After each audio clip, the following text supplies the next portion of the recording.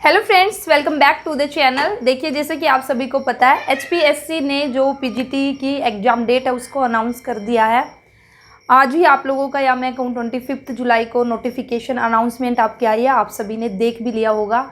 और जो आप लोगों की एग्ज़ाम डेट आई है वो आई है 9 सितंबर और 10 सितंबर। इट मीन्स भाई आप लोगों का एग्ज़ाम है वो 9 सितंबर को भी हो सकता है और 10 को भी।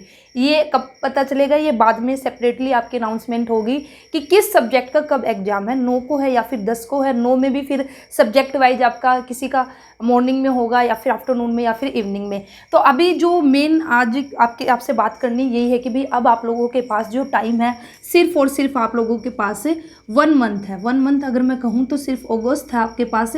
अगस्त के अंदर ही आप लोगों को जो अपनी प्रिपरेशन है उसको अच्छे से करना है। वे बच्चे जो ऑलरेडी जिन्होंने अपनी प्रिपरेशन कर रखी है, जिन्होंने बीच में अपनी जो तैयारी है उसको बिल्कुल भी नहीं छोड़ा, कंटिन्यूसली वे लगे रहे, तो उनको तो कोई दिक्कत आने वाली नहीं है। ठीक है, उनके लिए कोई प्रॉब्लम नहीं है। बल्कि वे बच्चे तो यही वेट कर रहे थे कि भी जल्द से जल्द एग्ज़ाम डेट है वो अनाउंस हो जाए। लेकिन साथ ही साथ यहाँ पे वे बच्चे भी होंगे जिन्होंने अपनी प्रिपरेशन है वो नहीं की है, या फिर जो ढीले पड़ चुके थे, धीरे धीरे सोच रहे थे कि पता नहीं एग्ज़ाम होगा या नहीं होगा। क्योंकि एचपीएससी में हमने देखा भी है कि किस तरह से बार बार कोर्ट केस हो रहा है। जहां आपका ये एग्ज़ाम मार्च के अंदर हो जाना था, ठीक है, मार्च के अंदर होना था, लेकिन वो बाद में फिर किस तरह से जो एडवर्टीजमेंट है उसको विड्रॉ किया गया, फिर से न्यू वैकेंसीज आई, और फिर अभी 2-4 दिन पहले फिर ये बात उठी थी कि मे भी हो सकता है कि भी फिर से आपका कोर्ट केस हो जाए। तो इस वजह से बच्चों की भी गलती नहीं है इसमें। तो कई बार फिर लगता ही है ये कि भाई क्या तैयारी करें, कुछ पता ही नहीं है। लेकिन अब हम क्या कर सकते हैं? अब भी बच्चे कुछ नहीं कर सकते। एग्ज़ाम डेट आ चुकी है, 1 महीना आप लोगों के पास है। 1 महीने के अंदर आप लोगों को तैयारी करनी है।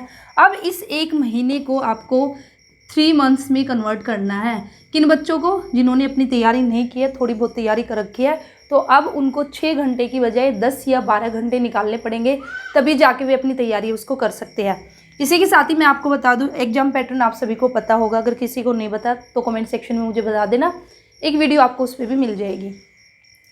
अब मैं आपको बताऊं कि जो अभी जो प्रोसेस है, ठीक है, पहले वाला पैटर्न था जो पहले आपका एक स्क्रीनिंग होना था, उसके बाद आपका इंटरव्यू था। लेकिन कोर्ट केस ऐसा हुआ, ऐसा बीच में पंगा हुआ कि अब यहाँ पे जो आपका एग्ज़ाम है वो 3 स्टेजेस में रख दिया गया। आप सभी को पता ही है।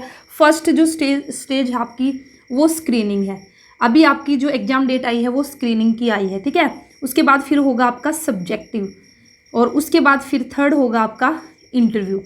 तो अभी जो बच्चे, जो कैंडिडेट जो ये स्क्रीनिंग होगा, जो इसको क्वालिफाई करेंगे, वही सेकंड स्टेज पे जाएंगे, वही फिर जो आपका सब्जेक्टिव पेपर होगा वह दे पाएंगे। और यहाँ पे जो इन्होंने स्क्रीनिंग का जो क्राइटेरिया रखा है वो 25% रखा है।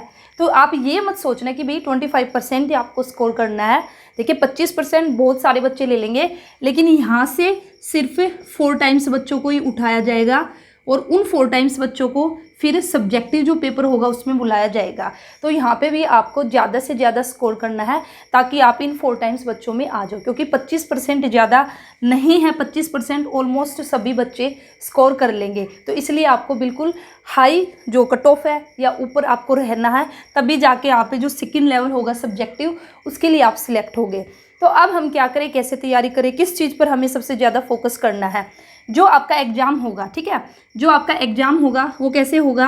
80% आपका जो आपका सब्जेक्ट है उससे पूछा जाएगा, और 20% जो रहेगा वो आपका जो जर्नल पेपर है, ठीक है, 20% रहेगा जर्नल पेपर। तो सबसे ज़्यादा आपको जो फोकस करना है वो आपको करना है सब्जेक्ट पर, क्योंकि सब्जेक्ट अपने आप में काफ़ी मायने रखता है। 80% सब्जेक्ट की वेटेज है।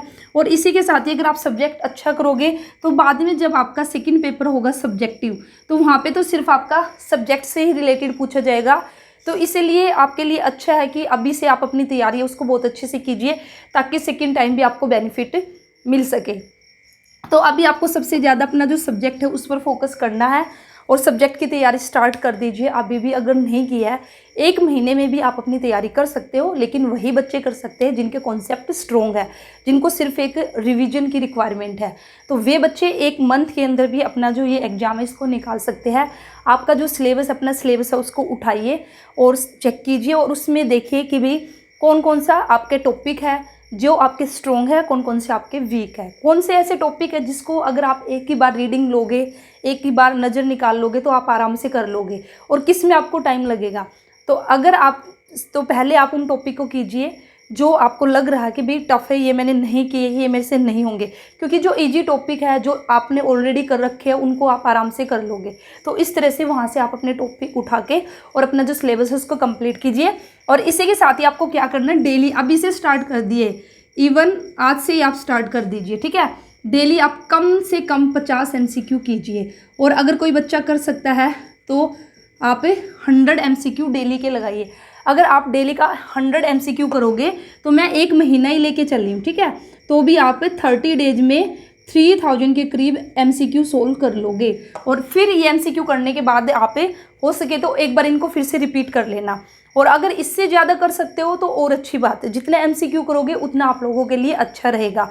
तो अभी से अपनी ये हैबिट डाल लो आज से कि भाई मुझे हर रोज़ 50, और अगर कोई 100 MCQ कर सकता है तो 100 MCQ मुझे अपने सब्जेक्ट के डेली करने हैं। और इसके साथ साथ MCQ के साथ साथ आपका जो सिलेबस है, ठीक है, आपका जो सिलेबस है वह भी आप अपना टॉपिक उठाइए और अपना टॉपिक वाइज कीजिए, जितना ज़्यादा हो सके उतना करने की कोशिश कीजिए।